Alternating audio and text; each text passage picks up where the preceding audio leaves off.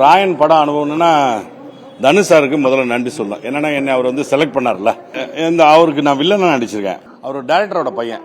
நான் எனக்கு வந்து அவரோட டைரக்ஷன்ல, அவங்க அப்பா டைரக்ஷன்ல தாய் மனசுன்னு ஒரு படம் நடித்தேன். அதுக்கப்புறம் தனுஷ் சார் படத்தில், ராயன் படத்தில் நான் வில்லனா நடிச்சிருக்கேன்.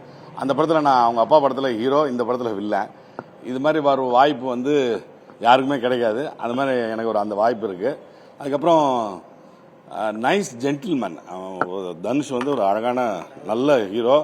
அதே சமயத்தில் ஒரு இயக்குனராக சொல்லணும்னா பேய், ரொம்ப பேய் மாதிரி வேலை செய்யும். அப்படி அது வந்து சினிமா எல்லாமே தெரியும் அவருக்கு. கதை எழுதுவாரு, வசனம் எழுதுறாரு, பாடல் எழுதுறாரு, டைரக்ஷன் பண்றாரு, அதுக்கப்புறம் நடிக்கிறாரு, டான்ஸ் ஆடுறாரு, ஃபைட் பண்றாரு, எல்லாமே பண்றாரு சினிமாவில். இங்கிலீஷ் படம் நடிக்கிறாரு, ஹிந்தி படம் நடிக்கிறாரு, பெரிய ஸ்டார் ஆயிட்டாரு 50 படத்தில். இந்த 50வது படத்தில் நான் இருக்கிறதே எனக்கு பெருமையாக இருக்கு. எனக்கு ஒரு இவ்வளோ பெரிய கேரக்டர் கொடுத்ததும் எனக்கு வந்து அவருக்கு நான் இந்த நேரத்தில் தேங்க் பண்ணிக்கிறேன். நடிகர் தனுஷ் வந்து ஃப்ரெண்ட்லியாக பேசலாம், டைரக்டர் தனுஷ்கிட்ட வந்து ஃப்ரெண்ட்லியாக பேச முடியாது. அவர் வந்து ஒரு அதான் சொல்லிட்டு நான் பேயின்னு சொன்னேன். டைரக்ஷனில் வந்து பேய் மாதிரி வேலை செய்கிறார். பயமாக இருக்கு, பார்த்தா பயமாக இருக்கு. ஆக்சுவலி நான் வந்து ஒரு அவரோட ஃபர்ஸ்ட் சீன், என்ன ஃபர்ஸ்ட் நாள் போய் இந்த பேப்பர் படிக்கிறது அவர் வந்து என்கிட்ட நடிச்சு காமிச்சார்.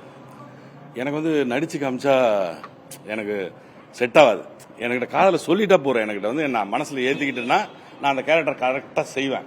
அதுவே போதுமானது. அவர் வந்து டப்புன்னு எடுத்தோடனே வந்தோடனே பேப்பர் படிச்சு என்ன மாதிரி வந்து உட்காந்து அவ்வளோ பேருக்கு முன்னாடி, நம்ம செல்வராகன் சார் இருக்காரு, இவன் எஸ்ஜே சூர்யா இருக்காரு, எல்லா ஆர்டிஸ்ட் இருக்காங்க, வீடு நிறைய ஃபைட்டர்ஸ், என்னை சுத்தி நிறைய ஃபைட்டர்ஸ்.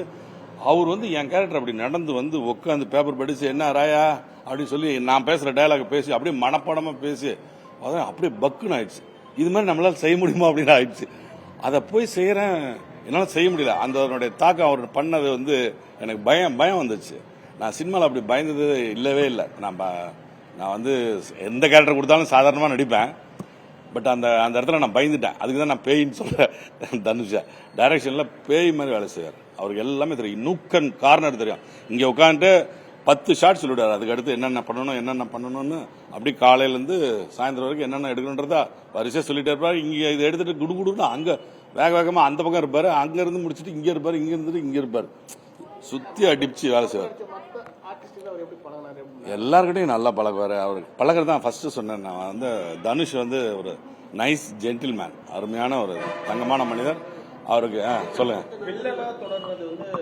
பயங்கரமான ஹிட் கொடுக்குற படம் ரஜினி சார் கூட அடுத்து என்ன ரோல் பண்ண போறீங்க? வில்லன் ரோல் வந்தா நல்லா பண்ணுவேன். வில்லன் ரோல் தான் பண்ண போறேன். நான் ஒரு படம் பண்ண போறேன். நான் ஒரு படம் இப்போ பிளான் பண்ணிட்டு இருக்கோம். டைரக்ஷன் ஒரு படம் பண்றேன். அது கூட மெயின் வில்லன் நான் தான். அவர் பெரிய ஹீரோ கேட்டுட்டு இருக்கேன். கூடிய விரைவில் செய்தி வெளிவரும். Action, love, thriller. த்ரில் பண்றதே நான் தான். லவ் ஆக்ஷன் பண்றது ஹீரோ. அந்த ஆக்ஷன் ஹீரோ இன்னும் கூடிய விரைவில் சொல்றேன், யாருன்றது சொல்றேன். எல்லாருமே மதுரை சுத்தியே போறாங்க. இப்போ உங்களோட நீங்க பிறந்த மாவட்டம் சேலம், அது எதை சுத்தி இருக்கும்? என்னோட கதையா? என்னோட கதை சென்னை சுத்தி இருக்கும். சென்னை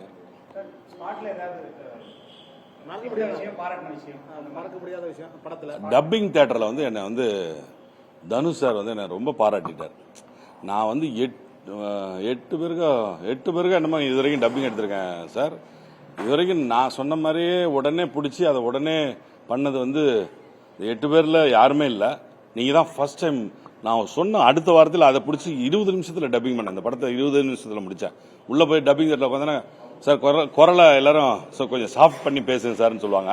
ஆனா இவர் வந்து பேஸ்ல பேசுங்க சார் அப்படின்னாரு. என்னது பேஸ்ல பேசணுமா சார்? பயமா இருக்கு சார், ஸ்கிரீன் வைப்ரேட் ஆகும் சார், ஸ்பீக்கர் அந்த மாதிரிலாம் ஏதோ நான் சொல்லிட்டு இருந்தேன். இல்ல அது பேசி பாருங்க, காமிங்க அப்படின்னாரு. ஒரு தடவை காமிச்சேன். இதுதான் பிக்ஸ். அந்த படத்துல வரும், அந்த ரோல் படத்துல வந்திருக்கேன். என்ன ராயா மேல தூக்கி பேசுறது. ஆமா நான் சொல்றேன். என்ன ராயா வராதெல்லாம் வந்திருக்க அப்படின்னு சொல்லி ஒரு டைலாக் ஆரம்பிக்கும் படத்துல. அதை வந்து பேஸ்ல பேசி ஃபர்ஸ்ட் ஆரம்பிச்சேன். அவருக்கு ரொம்ப பிடிச்சி சூப்பர் சார்ட்டார். வந்து எனக்கு வந்து கட்டி பிடிக்கிறதுக்கு முன்னாடி இல்ல எனக்கு சளி பிடிச்சிருக்கு, அதனால உங்களுக்கு ஒட்டிக்கு போகுது, அதனால கையை தூரத்திலே காமிச்சு நம்ம அப்புறம் கட்டி பிடிச்சிக்கலான்ட்டு அனுப்பிச்சிட்டாரு. ரொம்ப பாராட்டினார் டப்பிங் பண்ணிட்டு முடிச்சோன்னே. டைரக்ஷன் பண்ணி ஒரு படம் முடிஞ்சு வெளியே வரப்போகுது. ஒரு புதுமுகங்களை வச்சு அவர் டைரக்ட் பண்ணி வச்சிருக்காரு. அதுக்கப்புறம் அடுத்த படம் டைரக்ஷன் ஸ்டார்ட் பண்ண போறாரு. எல்லாம் பக்காவா பண்ணிட்டு இருக்காரு. செய்திகளை உடனுக்குடனும் துல்லியமாகவும் தெரிந்து கொள்ள சப்ஸ்கிரைப் பண்ணுங்க.